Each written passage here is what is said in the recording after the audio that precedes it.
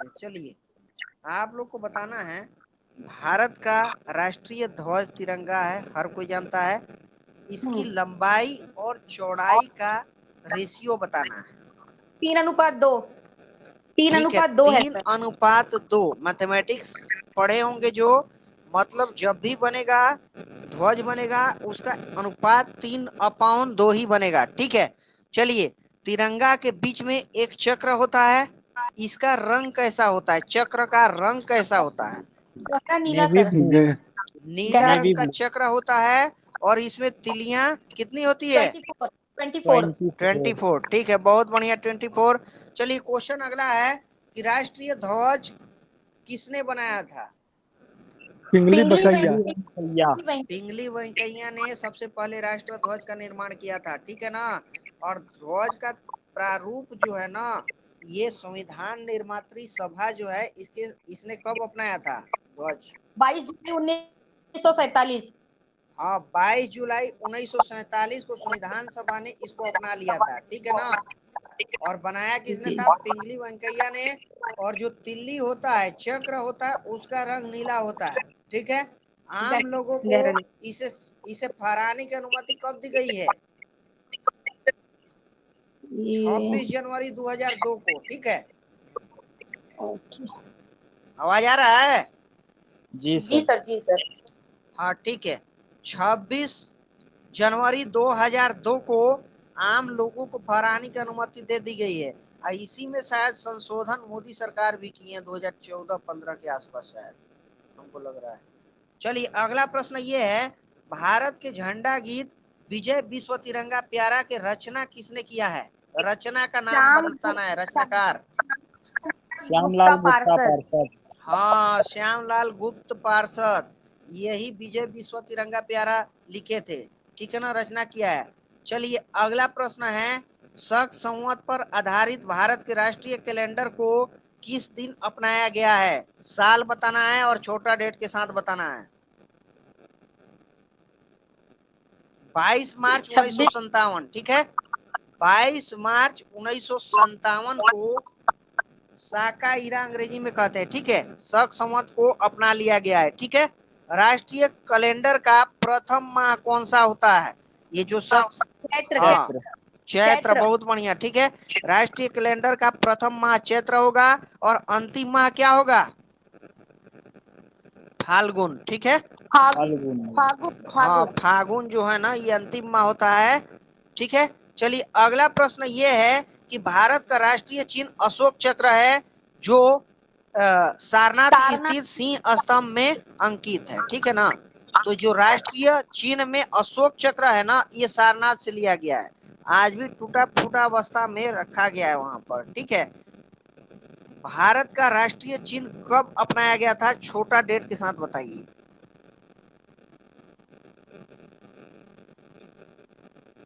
भारत का राष्ट्रीय चिन्ह कब अपनाया गया है?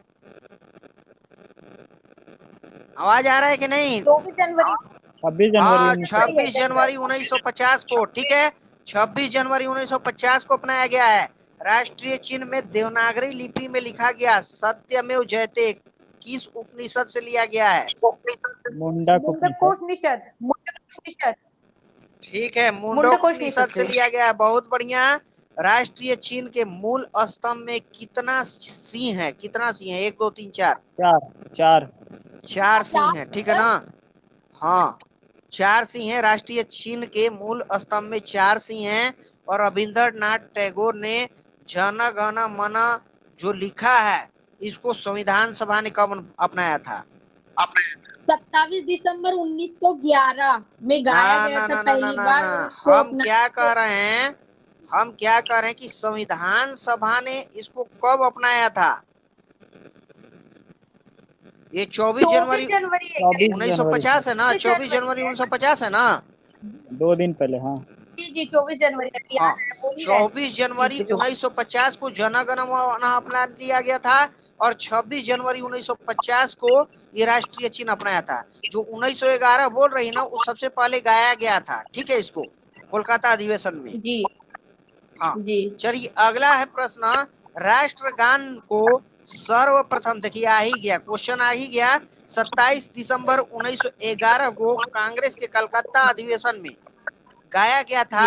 आपको ये बताना है कि इस कलकत्ता अधिवेशन की अध्यक्षता किसने किया था? जवाहरलाल नेहरू है क्या सर? नहीं, जवाहरलाल नेहरू नहीं है, पंडित बिशन नारायण दत्त है। ठीक है, पंडित बिशन नारायण दत्त है। ठीक है, इनकी अध्यक्षता में गाया गया था। राष्ट्रगान को रविंद्रनाथ टैगोर ने जो है कि सबसे पहले किस पत्रिका में प्रकाशित हुआ था?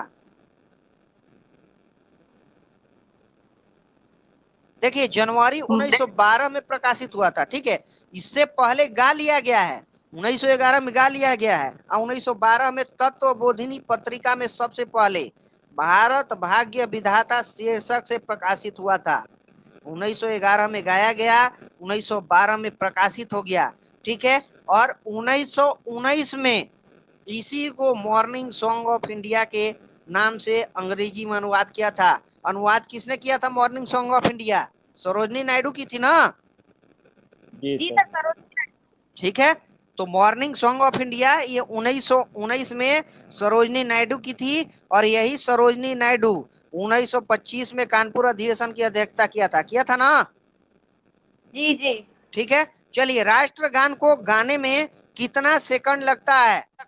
52 सेकंड। 52 सेकंड। ठीक है, 52 सेकंड में फिर दोहरा रहा हूं, 1911 में गाया गया है सबसे पहले, और 1912 में तत्वबोधिनी पत्रिका में ये प्रकाशित हुआ था भारत भाग्य विधाता के नाम से।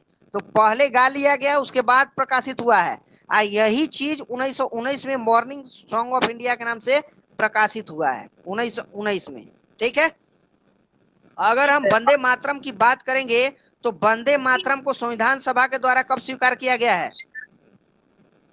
ये नहीं पता सर, पर फर्स्ट टाइम इसको 1896 में कोलकाता अधिवेशन में ही गाया गया था। आई थिंक हाँ। 27 जनवरी को। ठीक है, 1896 में कलकत्ता अधिवेशन में इसको भी गाया गया है। ठीक है, लेकिन इसको अपनाया गया है 24 जनवरी 1950 को। मतलब ये कि वंदे मातरम और जन गण मन दोनों को एक ही तारीख में अपनाया गया है, 24 जनवरी 1950 को, और राष्ट्रीय चिन्ह को 2 दिन बाद 26 जनवरी 1950 को अपनाया गया है। दोनों अलग अलग डेट है, याद रखना है। ठीक है, अगर हम बात करेंगे कि राष्ट्रगीत का प्रथम प्रकाशन कब हुआ है, तो ये 1882 में हुआ है। ठीक है, यहाँ पर अलग कंडीशन है, 1882 में पहले प्रकाशित हो चुका है और फिर गाया गया है, जबकि राष्ट्रगान जो है ना पहले गाया गया है और फिर प्रकाशित हुआ है। यहाँ पर काफी गैप है, 1882 में राष्ट्रगीत प्रकाशित हुआ था। ठीक है ना? तो वो आनंद मठ से लिया गया है ना सर, बंकिम चटर्जी के, तो इसलिए वो पहले छपा था, फिर बाद में प्रकाशित हुआ। आनंद मठ में प्रकाशित हुआ था ना, इसी में लिखा था आनंद मठ में 1882 में ये प्रकाशित हो चुका था। ठीक है, चलिए अगला प्रश्न ये है, जो 1896 में राष्ट्रीय गीत गाया गया था कांग्रेस के कलकत्ता अधिवेशन में, उसकी अध्यक्षता किसने किया था? सब क्रीम क्वेश्चन बता रहे हैं, बिल्कुल क्रीम क्वेश्चन। रहमतुल्लाह सयानी। ठीक है, रहमतुल्लाह सयानी। ठीक है, रहमतुल्लाह सयानी थे 1896 की अध्यक्षता, और 1911 की अध्यक्षता किसने किया था? पंडित बिशन नारायण। ठीक है, पंडित बिशन नारायण दत्त। ठीक है, अगला प्रश्न ये है, राष्ट्रगीत को सबसे पहले किसने गाया था और इसको धुन किसने दिया था? सबसे पहले गाने वाले राष्ट्रगीत कौन थे? पंडित ओंकारनाथ ठाकुर। ठीक है, जी सर। हाँ, पंडित ओंकारनाथ ठाकुर जो है ये सबसे पहले राष्ट्रगीत को गाए थे, और इसको धुन दिया था जदुनाथ भट्टाचार्य ने। ठीक है, जदुनाथ भट्टाचार्य ने धुन दिया था। अगला प्रश्न ये है, अभी हम बताए हैं कि मॉर्निंग सॉन्ग ऑफ इंडिया राष्ट्रगान का अनुवाद किसने किया था? सरोजनी नायडू। सरोजनी नायडू किया था। ठीक है, और अगर हम ये बात करेंगे यहाँ पर कि राष्ट्रगीत को सबसे पहले अंग्रेजी में किसने अनुवाद किया था, तब राष्ट्रगीत को सबसे पहले अंग्रेजी में अनुवाद किसने किया था? अरविंद घोष, ठीक है। अरविंद घोष राष्ट्रगीत का अनुवाद किए थे। और उर्दू में अनुवाद किसने किया है? उर्दू में अभी हाल फिलहाल में कुछ साल पहले ही किए हैं ये, आरिफ मोहम्मद खान, ठीक है, आरिफ मोहम्मद खान। अच्छा, अभी केरल के राज्यपाल कौन है? केरल के राज्यपाल पिनराई विजयन होंगे सर, पता नहीं। वो तो सीएम है, मुख्यमंत्री है, हम राज्यपाल पूछ रहे हैं। कोई मुस्लिम है बट नाम याद नहीं आ रहा आरिफ है। मोहम्मद खान ही है क्या अभी भी? वो पर हाँ वही होंगे सर। अभी हाँ, अगर तो बस बंदर यही लिखे हैं, ठीक है, यही आरिफ मोहम्मद खान राष्ट्रगीत का उर्दू में अनुवाद किए हैं और अंग्रेजी में अरविंद घोष किए हैं, ठीक है। चलिए, राष्ट्रगान को राष्ट्रगीत को गाने में कितना समय लगता है? 65 सेकेंड। हाँ, 65 सेकंड लगता है और वहां पर 52 सेकंड था, ठीक है। संसद के अधिवेशन के प्रारंभ में क्या गाया जाता है और अंत में क्या गाया जाता है, दोनों बताइए। राष्ट्रगान प्रारंभ में गाया जाता है और राष्ट्रगीत एंड में सर। ठीक है, राष्ट्रगान प्रारंभ में, जैसे संसद शुरू होता है तो जन गण मन से शुरू होता है और समापन वंदे मातरम से होता है, ठीक है ना। राष्ट्रीय पुष्प जो है ना, कमल है, हर कोई जानता है। इसका वैज्ञानिक नाम बताना है। नेलम्बो न्यूसीफेरा गार्टन, ठीक है, नेलम्बो न्यूसीफेरा गार्टन, ये कमल का जो है वैज्ञानिक नाम है। आंसर नहीं आ रहा है, कुमार आ रहा है, DK Ayush Kumar Jesus lover, ठीक है। राष्ट्रीय पुष्प कमल निलंबो न्यूसीफेरा गार्टन है इसका वैज्ञानिक नाम, ठीक है। चलिए, राष्ट्रीय पक्षी क्या है, जल्दी बताइए, सिंपल क्वेश्चन है। मोर का राष्ट्रीय, हाँ, मोर का जो है आपको बताना है, मोर का साइंटिफिक नेम पावोक्रेटस है। हाँ, पाओक्रिस्टेटस, ठीक है, पाओक्रिस्टेटस जो है मोर का साइंटिफिक नाम है। और कमल का क्या है, अभी बताए थे? मैग्नीफेरा ऐसे कुछ पता है, बोलिए। हाँ, निलंबो न्यूसीफेरा गार्टन, ठीक है, निलंबो न्यूसीफेरा गार्टन है कमल का। चलिए, राष्ट्रीय पशु का नाम क्या है? गाय। क्या? टाइगर। टाइगर, बाघ। हाँ, देखिए, अगर टाइगर एग्जाम में आता है ना, तो टाइगर कभी कभी एग्जाम में आएगा नहीं, ठीक है। बंगाल टाइगर उसका नाम है, ठीक है, याद रखना, बंगाल टाइगर सीधे सीधे एग्जाम में आएगा। अगर टाइगर और बंगाल टाइगर लिखा होगा तो बंगाल टाइगर आंसर हो जाएगा, ठीक है। और इसका जो है वैज्ञानिक नाम क्या है बताइए तो, बाघ का? पैंथेरा टिग्रिस है। हाँ, पेंथरा टाइग्रिस लिन्यास, ठीक है, पेंथरा टाइग्रिस लिन्यास इसका वैज्ञानिक नाम है। राष्ट्रीय फल क्या बताइए, बताइए, राष्ट्रीय फल कौन है? मैंगो। आम है। मैंगो। हाँ, मैंगो है। और इसका वैज्ञानिक नाम क्या है? Mangifera indica. Indica Mangifera. Mangifera indica, ठीक है, मैंगीफेरा इंडिका है। राष्ट्रीय वृक्ष बताइए। बनियान। बरगद है। बरगद। बरगद। और बरगद का वैज्ञानिक नाम बताइए क्या है? ऐसा कुछ है, ऑप्शन दीजिए, बताते हैं। मैथालिस। हाँ, लेकिन आधा बोले हैं आप।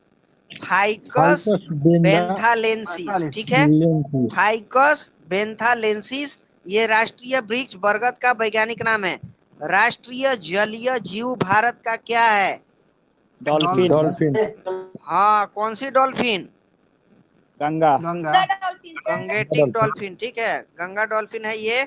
एक बार इसको हम रिपीट कर रहे हैं, राष्ट्रीय पुष्प कमल है और कमल का वैज्ञानिक नाम निलंबो न्यूसीफेरा गार्टन, ठीक है, कमल का वैज्ञानिक नाम है निलंबो न्यूसीफेरा गार्टन है।